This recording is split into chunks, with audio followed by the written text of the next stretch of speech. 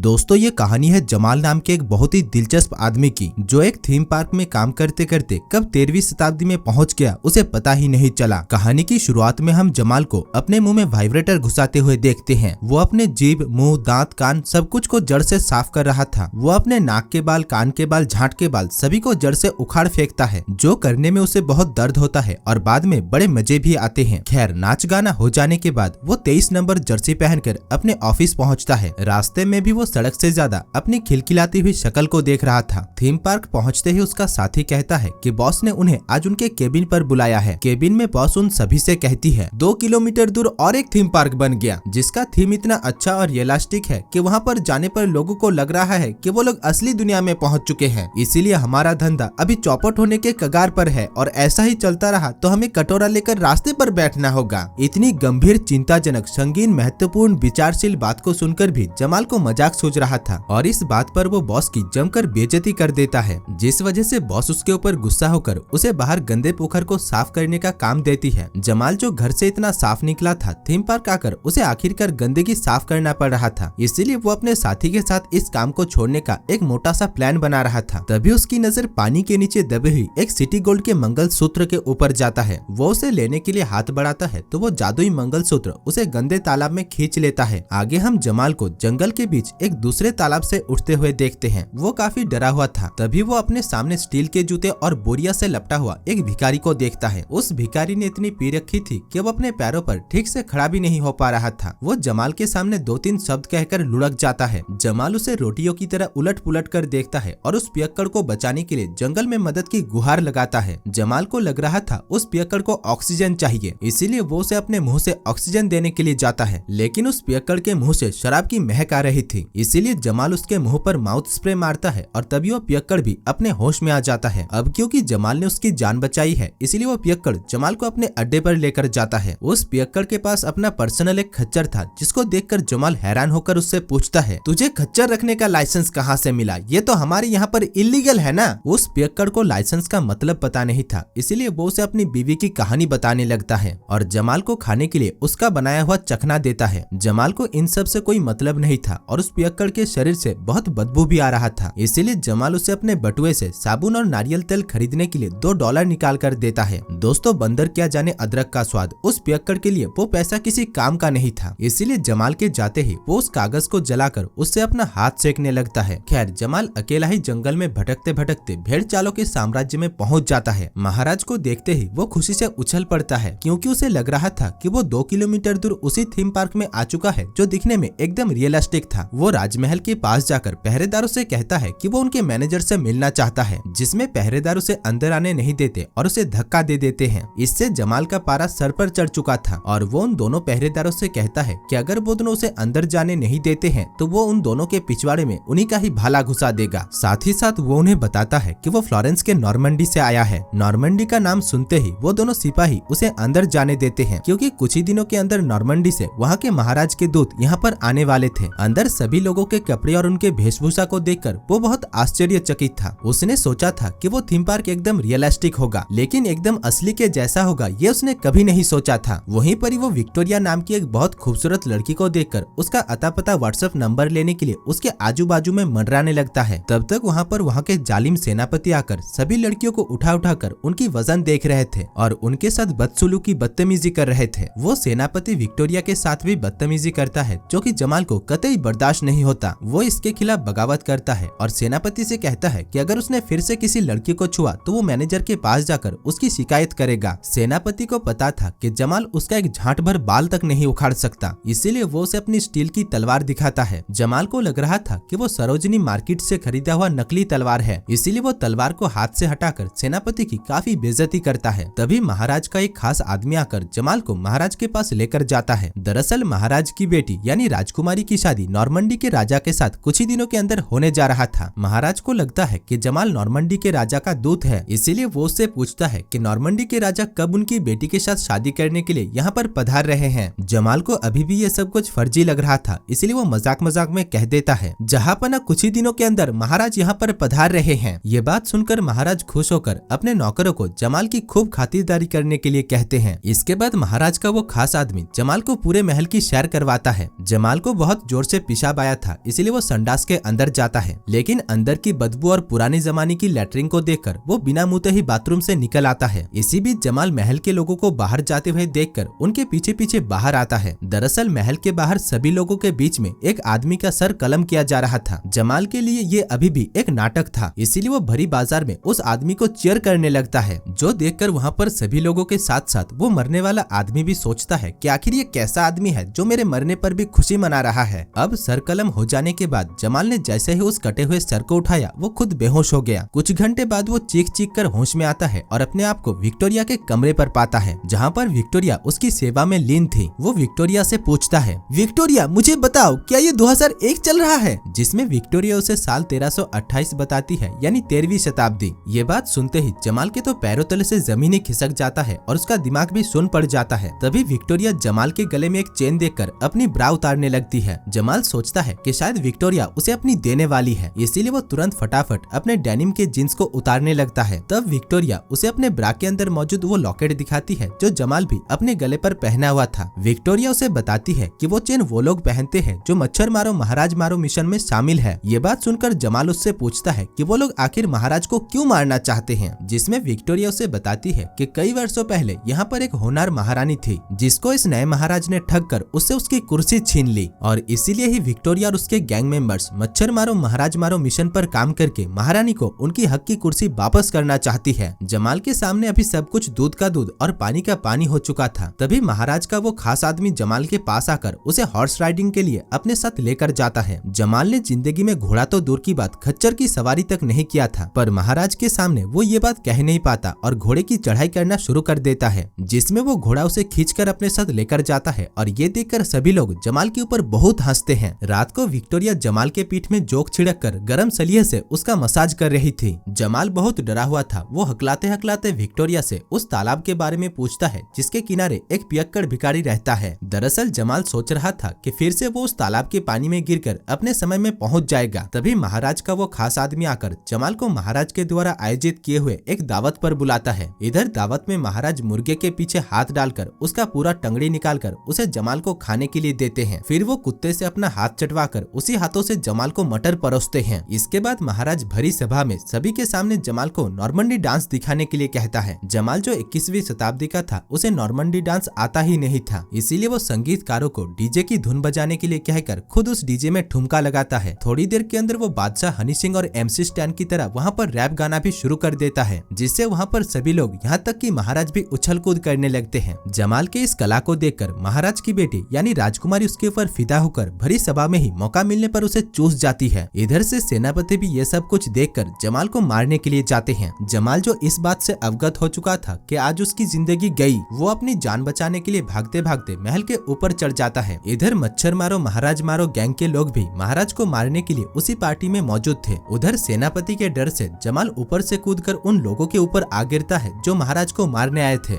इससे महाराज के सामने जमाल हीरो हीरालाल बन जाता है और महाराज को लगता है कि जमाल ने अपनी जान पर खेलकर उसकी जान बचाई है। महाराज का जो पुराना सेनापति था वो बहुत कामचोर था, इसीलिए महाराज तुरंत उसे इस्तीफा देकर जमाल को उनका नया सेनापति रख लेते हैं। इधर राजकुमारी जमाल को देखकर बहुत गंदे गंदे इशारे करती है जैसे कि वो उसका चूस जाएगी। अगले दिन महाराज जमाल को लेकर एक अपराधी के घर पहुंचते हैं। दरअसल उस बेरोजगार अपराधी ने अपनी बीबी बच्चों को खाना खिलाने के लिए राजमहल से सोने का लोटा चोरी किया था। महाराज जमाल को इस कठोर अपराध के लिए उस अपराधी को सूली पर चढ़ाने के लिए कहकर वहाँ से निकल लेते हैं। जमाल की वहाँ पर हंसी बंद होने का नाम नहीं ले रही थी, क्योंकि कौन एक लोटा चोरी करने के जुर्म में किसी को सूली पर चढ़ाता है। लेकिन महाराज का फैसला एकदम तय था। जमाल अपने दिमाग के खच्चर को दौड़ाता है और महाराज के जाते ही वो उस बेरोजगार अपराधी को कुछ चिल्लर देकर वहाँ से भगा देता है। रात को विक्टोरिया चद्दर लपेटकर जमाल के कमरे में आती है और उसे अपना सामान दिखाकर महाराज को मारने में उसकी मदद मांगती है। जमाल उसकी लेने के लिए बहुत उत्सुक था, लेकिन बदले में महाराज को मारना उसके लिए बहुत घाटे का सौदा था। वो कहता है जो महाराज बस एक लोटा चोरी करने के जुर्म में अपराधी को सूली पर चढ़ा देते हैं, उसके मौत के बारे में सोचने पर वो हमारा क्या हाल करेंगे। यानी साफ भाषा में वो उसकी मदद करने से इनकार कर देता है। तब विक्टोरिया उसे बिना दिए ही कंबल ओढ़कर वहाँ से खिसक लेती है। रात के अंधेरे में जमाल के कमरे में कोई अनजान लड़की आती है। जमाल उसे विक्टोरिया समझकर बिस्तर पर पटक कर उसे रगड़ देता है। अगले दिन नॉर्मंडी से असली दूत भेड़चाल साम्राज्य में पहुंच जाता है। ये बात जानकर भेड़चाल साम्राज्य के राजा के तो पैरों तले से जमीन ही खिसक जाता है, क्योंकि अगर ये असली दूत है है तो फिर इतने दिनों से उनके साथ जो रह रहा है वो कौन है। महाराज तुरंत अपने सेनाओं के साथ जमाल के कमरे में पहुंचते हैं और देखते हैं कि जमाल उनकी बेटी यानी राजकुमारी के साथ सोया हुआ है। यानी पिछली रात जमाल के कमरे में जो आई थी वो और कोई नहीं बल्कि राजकुमारी थी। इधर नॉर्मंडी के राजा का दूत ये देखकर शादी को तोड़कर वहाँ से चला जाता है। अब उसकी बेटी को रगड़ने के जुर्म में महाराज जमाल को काल कोठरी में डलवा देते हैं। उस काल कोठरी में वो दोनों कैदी भी थे जो महाराज को मारने आए थे।